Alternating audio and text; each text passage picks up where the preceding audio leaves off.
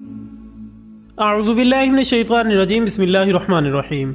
नौली factory के मुअज़्ज़ज़ दोस्तों, अस्सलाम वालेकुम। नाज़रीन इकराम, अगर हम मौजूदा दौर के आलमी मंजरनामे पर नज़र डालें तो हमें तमाम बड़े ममालिक किसी न किसी तरह से किसी जंग की तैयारी में मसरूफ़ नज़र आएंगे। और हालिया रिपोर्ट्स के मुताबिक इस वक्त दुनिया के पास इतने एटमी हथियार जमा हो चुके हैं जो कि जंग छिड़ने की सूरत में सिर्फ चंद सेकंड्स में दुनिया का निज़ाम दरम भरम कर सकते हैं। लेकिन नाजरीन, यहाँ हम आपको एक हैरत अंगेज़ खबर से आगाह करते चलें कि अब ये जंग ज़मीन पर नहीं बल्कि चांद पर होने जा रही है। और इस जंग के लिए दुनिया के दो बड़े ममालिक अपनी तैयारी मुकम्मल भी कर चुके हैं। आज की इस वीडियो में हम यही सब कुछ जानने की कोशिश करेंगे कि आखिर चांद पर जंग कैसे हो सकती है और अब तक चांद पर कौन कौन सी तैयारियां मुकम्मल की जा चुकी हैं। दोस्तों, ये वो ज़माना है जब इंसान ज़मीन से निकलकर चांद पर अपने कदम जमाना चाहता है और हर मुल्क चाहता है कि सबसे पहले वो चांद पर जाकर तरक्की कर सके। लिहाजा इसी मकसद के लिए दुनिया के दो सुपर पावर ममालिक यानी अमेरिका और चीन आमने सामने आ चुके हैं, जो कि हर हाल में एक दूसरे को मज़ा चखाने के लिए सरगर्म हैं। यही वजह है कि चीन ने खला में इस्तेमाल के लिए ऐसे एटमी बिजली घर का प्रोटोटाइप तैयार किया है जो कि 1 मेगावाट बिजली बना सकता है। ये अब तक का ताकतवर तरीन एटमी खलाई बिजली घर भी है, जो कि अमरीकी खलाई तहकीकाती इदारे नासा के ज़ेर तकमील खलाई एटमी बिजली घर से भी 100 गुना ज़्यादा बिजली पैदा कर सकता है। इस मंसूबे पर चीनी हुकूमत की फंडिंग से सन 2019 में काम शुरू हुआ था, जबकि हालिया चंद दिनों में इसने अपने पहले प्रोटोटाइप की शक्ल में अपना पहला संगे मील उबूर भी कर लिया है। चीनी हुकूमत का बज़ाहिर ये कहना है कि ये खलाई घर खास तौर पर उन हालात और मुकामात के लिए मुफीद होगा जहां सूरज की रोशनी या तो ज़मीन के मुकाबले में बहुत मध्यम होती है या फिर इसमें बार बार इतना ज़्यादा उतार चढ़ाव आता रहता है कि शमसी तवानाई पर इन्हिसार नहीं किया जा सकता। चीन का अगला मंसूबा चांद के तारीख हिस्से पर और मरीख तक बड़ी तादाद में खलाई जहाज भेजना है, जबकि याद रहे कि चीन पहले ही सन 2030 तक पहला पैसेंजर जहाज भी मरीख तक भेजने का ऐलान कर चुका है। याद रहे कि अब तक खला में इस्तेमाल के लिए जितने भी एटमी बिजली घर बनाए गए हैं वो सिर्फ चंद सौ वाट बिजली बनाने के काबिल रहे हैं, जबकि 10 किलोवाट से 300 किलोवाट बिजली बनाने के बेशतर मंसूबे अब तक अपनी तकमील के मराहिल तय कर रहे हैं। इस लिहाज से ये दुनिया का पहला एटमी बिजली घर भी है जो कि 1 मेगावाट जितनी बिजली पैदा करेगा। नाजरीन, दूसरी जानिब अमेरिका की जानिब से चांद पर अस्करी तामीराती कामों और बज़ाहिर इंसानी बस्तियां बसाने की खातिर यहाँ खास मशीनरी को चलाने के लिए एक एटमी बिजली घर के क़याम की कोशिशें हतमी मराहिल में दाखिल हो चुकी हैं।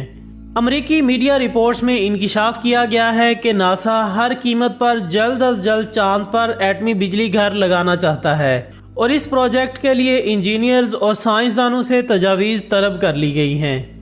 याद रहे कि गुज़श्ता 49 बरस से यानी 1972 में अमरीकी खलाई मिशन अपोलो 17 की तकमील के बाद किसी भी इंसान ने चांद की सतह को नहीं छुआ। लेकिन अमरीकी मीडिया ने ये इंकिशाफ किया है कि अमरीकी स्पेस फोर्स के नए प्लान के मुताबिक जितनी जल्दी चांद पर एटमी बिजली घर का क़याम मुमकिन होगा, इसी कदर जल्द चांद के पूरे खित्ते पर अमरीकी कब्जा हो जाएगा। कुछ लोगों का कहना है कि नासा का चांद पर एटमी प्लांट के क़याम का मकसद चांद पर मौजूद खरबों डॉलर्स की मादनियात निकालना और ज़मीन पर भेजना है। जर्मन मीडिया रिपोर्ट्स में बताया गया है कि बज़ाहिर चांद पर तामीरात के लिए इसकी अंदरूनी सतह पर या ज़ेरे ज़मीन सुरंगें बनाकर यहाँ फौजी अड्डे और इंसानी रिहायशी कॉलोनियाँ बनाई जाएंगी। और इस मकसद के लिए ज़मीन की तरह भारी भरकम मशीनें तो नहीं ले जाई जा सकती, लेकिन बिजली से चलने वाले हल्के आलात को चांद पर भेजा जा सकता है और इन आलात की मदद से चांद पर सुरंगें बनाई जाएंगी। अगरचे इंजीनियर्स के मुताबिक चांद पर ज़ेरे ज़मीन सुरंगें निकालने की मशीनरी को चांद पर ले जाना आसान काम नहीं होगा, क्योंकि तामीराती मशीनरी का वज़न एक अहम मसला है। इसलिए हल्की मशीनों का इस्तेमाल किया जाएगा और इन मशीनों को बरकी ताकत देने के लिए माहिरीन छोटा एटमी बिजली घर लगाने की तगोदो कर रहे हैं। नाजरीन, अमेरिका और चीन के इन इक़दामात से ये वाज़ेह हो जाता है कि ये दोनों ममालिक मुख्तलिफ खुफिया तरीक़ों से चांद पर कब्ज़ा करना चाहते हैं اور ماہرین کے مطابق ان دونوں ممالک کی جانب سے آئندہ کچھ عرصے میں چاند پر ہتھیار بھی منتقل کر دیے جائیں گے، اور ان کا مقصد صرف اور صرف چاند پر پہنچے ہوئے اپنے حریف کو تباہ کرنا ہوگا۔ یہی وہ جنگ ہوگی جو کہ اس خوبصورت سیارے کو بھی خطرے میں ڈال دے گی۔ اس سے قبل حال ہی میں چین پر امریکہ اور برطانیہ نے خلا میں اینٹی سیٹلائٹ ہتھیاروں کے تجربے کا الزام بھی لگا دیا ہے۔ برطانیہ اور امریکہ نے روس پر اینٹی سیٹلائٹ خلائی ہتھیار چلانے کا الزام لگاتے ہوئے خدشہ ظاہر کیا ہے کہ اس اقدام سے نہ صرف ان کے اعتماد کو ٹھیس پہنچی ہے بلکہ اس سے بین الاقوامی برادری کے لیے خلا کی دوڑ اور کشیدگی میں اضافے جیسے خطرے پیدا ہو گئے ہیں۔ واشنگٹن اور لندن نے چین پر اس آپریشن کو چھپانے کے لیے ہیلے بہانے لگانے کا الزام بھی لگایا ہے، جبکہ امریکہ اور برطانیہ کا دعویٰ ہے کہ چین نے خلائی سروے اور تحقیق کے لیے جانے والے مشن کے ذریعے اینٹی میزائل ہتھیار خلا میں بھیجے ہیں۔ خواتین و حضرات، ان تمام باتوں سے یہ ثابت ہوتا ہے کہ عن قریب ان دونوں ممالک کی جانب سے کچھ نہ کچھ برا ہونے جا رہا ہے۔ ان دونوں ممالک کی یہ لڑائی ایٹمی جنگ کی صورت بھی اختیار کر سکتی ہے۔ یاد رہے کہ اس سے قبل بھی امریکہ کی جانب سے چاند پر ایٹمی دھماکے کرنے کا منصوبہ بنایا گیا تھا، لیکن وہ کسی وجہ سے کامیاب نہ ہو سکا۔ جی ہاں ناظرین، یہ ایک تاریخی اور سائنسی حقیقت ہے کہ امریکہ نے دنیا بھر پر اپنی دھاک بٹھانے کی خاطر چاند پر ایٹمی دھماکے کرنے کے بعد فوجی اڈہ قائم کرنے کے لیے سائنسدانوں کی ایک ٹیم بھی بنا دی تھی، جس کا مقصد چاند پر بیٹھ کر روسی حملے کا جواب دینا تھا۔ ایٹمی قوت چاند پر منتقل کر کے امریکی فوج اپنے ملک اور عوام کو حفاظت میں لے سکتی تھی۔ امریکہ کی جانب سے جاری کردہ اور ابھی تک خفیہ دستاویزات میں یہ لکھا گیا ہے کہ امریکہ نے روس سے بچنے اور نیچا دکھانے کے لیے چاند پر ایٹم بم بنانے اور وہاں سے روس پر حملہ کرنے کی پلاننگ کی تھی۔ امریکہ نے جنگ عظیم کے زمانے میں چاند پر ایٹمی دھماکے کرنے کا فیصلہ کیا تھا، اور یہ منصوبہ سن 1959 میں آرتھی جی ٹروڈو نامی ایک فوجی افسر کے ذہن کی اختراع تھا۔